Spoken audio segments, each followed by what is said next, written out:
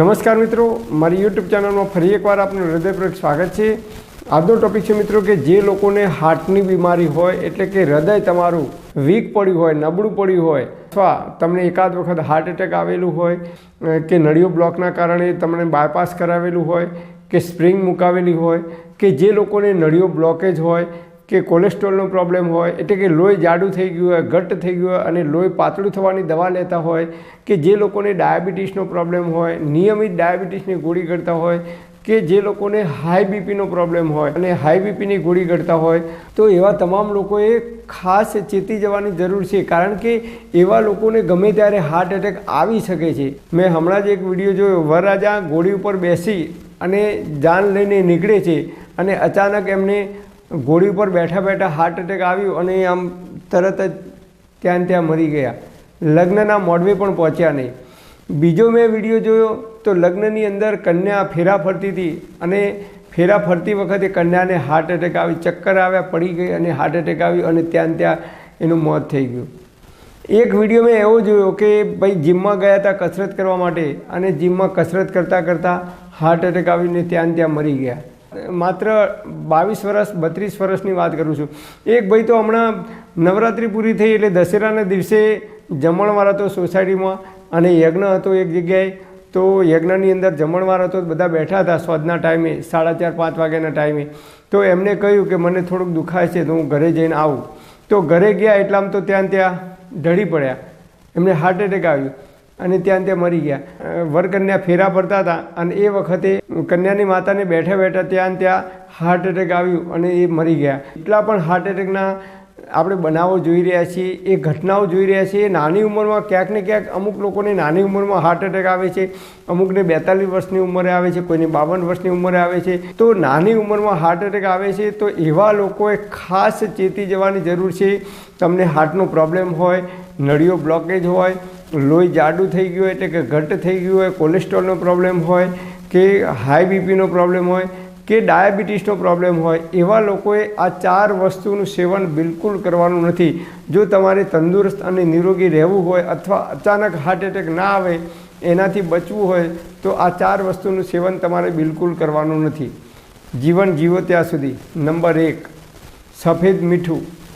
સફેદ મીઠું એ સોડિયમ છે, બોડીની અંદર સોડિયમની માત્રા વધી જાય તો પણ હાર્ટ ઉપર પ્રોબ્લેમ થાય છે, કે બાયપાસ કરાવેલું છે, કે સ્પ્રિંગ મુકાવેલી છે, કે હૃદય નબળું છે, એટલે કે એમનું હાર્ટ નબળું છે, વીક છે, એવા લોકોને આ પ્રોબ્લેમ થઈ શકે છે। તો આજકાલ તમે જુઓ તો ઘણા બધા લોકો છાશની અંદર મીઠું નાખીને ખાય છે, જીરું મીઠું નાખીને, તો કોઈ દિવસ ખવાય નહીં। કાકડી કાપીએ કે ટામેટું કાપીએ તો એની ઉપર પણ આપણે મીઠું ભભરાવીને ખાઈએ છીએ। ઘણા લોકો મરચાં વઘારે તો મરચાં વઘાર્યા પછી એની ઉપર મીઠું નાખતા હોય છે।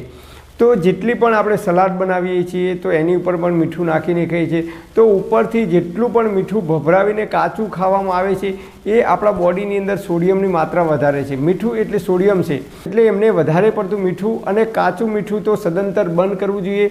અને એની જગ્યાએ જો તમને અનુકૂળ હોય તો સિંધવ મીઠાના જે પથરા મળે છે એ પથ્થર લાવી અને ઘરે જાતે બનાવી અને એ જે સિંધવ મીઠું જો તમે ખાવાનું રાખશો તો એ તમારી બોડી માટે ખૂબ ફાયદાકારક થાય છે। નંબર 2, સફેદ ખાંડ। જે લોકોને આ પ્રોબ્લેમ છે એવા લોકોએ ખાંડની ચા બિલકુલ તમારે બંધ કરી દેવી જોઈએ। સફેદ ખાંડ એ સલ્ફ્યુરિક એસિડ છે। સફેદ ખાંડ અને સફેદ ખાંડમાંથી બનતી કોઈ પણ પ્રકારની મીઠાઈ હોય, મોહનથાળ હોય, લાડુ હોય કે કોઈ પણ મીઠાઈ હોય, તમામ પ્રકારની મીઠાઈઓ જીવન જીવો ત્યાં સુધી તમારે બિલકુલ ખાવી ના જોઈએ જો તંદુરસ્ત અને નિરોગી રહેવું હોય તો। નંબર 3, સફેદ મેદો। મેદાની અંદર બેન્ઝોન પેરોક્સાઇડ અને એક એવું કેમિકલ નાખવામાં આવે છે જે આપણી બોડી માટે ખૂબ ખતરનાક છે। તમારે ગૂગલમાં સર્ચ કરવું હોય તો કરી જોજો। મેદામાં 2 પ્રકારના કેમિકલ નાખવામાં આવે છે જે આપણી બોડીમાં જલ્દી ઓબ્ઝર્વ થતા નથી, પાચન થતું નથી, અને એ કેમિકલ ક્યાંક ને ક્યાંક આપણે લોહીની અંદર, નળીઓની અંદર બ્લોકેજ કરવામાં મહત્ત્વનો ભાગ ભજવે છે। એટલે તમારે મેદો અને મેદાની કોઈ પણ આઈટમ બિલકુલ બંધ કરી દેવી જોઈએ। એ સમોસા હોય, કચોરી હોય, પીઝા હોય, બર્ગર હોય, જેટલી પણ મેદો અને મેદાની અંદરથી બનતી બિસ્કિટ હોય કે જે કંઈ આઈટમો હોય એ તમામ આઈટમો તમારે બંધ કરી દેવી જોઈએ। નંબર 4, રિફાઇન અને ડબલ રિફાઇન કરેલું તેલ, એની અંદર કેમિકલ નાખવામાં આવે છે, એ તેલને બોઇલ એટલે કે ઉકાળવામાં આવે છે, ગરમ કરવામાં આવે છે અને એની અંદર કેમિકલ નાખવામાં આવે છે અને એ રિફાઇન અને ડબલ રિફાઇન કરેલું જો તેલ આપણે ખાવાનું રાખીશું, કેમિકલ ખાવાનું આપણે રાખીશું, તો જે લોકોને હાર્ટનો પ્રોબ્લેમ છે કે હાર્ટ વીક પડ્યું છે, નબળું પડ્યું છે, એવા લોકોને જલ્દીથી હાર્ટ એટેક આવવાના ચાન્સીસ વધી જાય છે. તો એવા લોકોએ આ 4 વસ્તુનો બિલકુલ ઉપયોગ ઓછો કરવો જોઈએ અને એની જગ્યાએ તમારે સફેદ ખાંડની જગ્યાએ તમારે ઓરિજિનલ દેશી શુદ્ધ ગોળ આવે તો એ ગોળનો જ ઉપયોગ કરવો જોઈએ. સફેદ મીઠાની જગ્યાએ સિંધવ મીઠું જ ખાવું જોઈએ અને મેદાની આઇટમો બિલકુલ બંધ કરવી જોઈએ. અને નંબર 4, રિફાઇન અને ડબલ રિફાઇન તેલની જગ્યાએ લાકડાની ગાણીનું શુદ્ધ સિંગ તેલ કે તલનું તેલ તમને મળતું હોય તો એ જ તેલ ખાવાનો આગ્રહ રાખવો જોઈએ.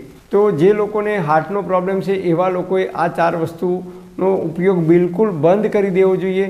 જે અચાનક હાર્ટ એટેક આવે છે અને લગ્ન પ્રસંગ હોય, મરણ પ્રસંગમાં ફેરવાઈ જાય છે કે આનંદનો પ્રસંગ હોય એ માતમમાં ફેરવાઈ જાય છે, એ શોકમાં ફેરવાઈ જાય છે, એવું જલ્દીથી નહીં બની શકે અને આપણે જ્યાં સુધી જીવીશું ત્યાં સુધી તંદુરસ્ત અને નિરોગી રહી શકીશું. પરમપિતા પરમાત્મા આપ સર્વેને તંદુરસ્ત અને નિરોગી રાખે એવી હૃદયપૂર્વક મારી પ્રાર્થના.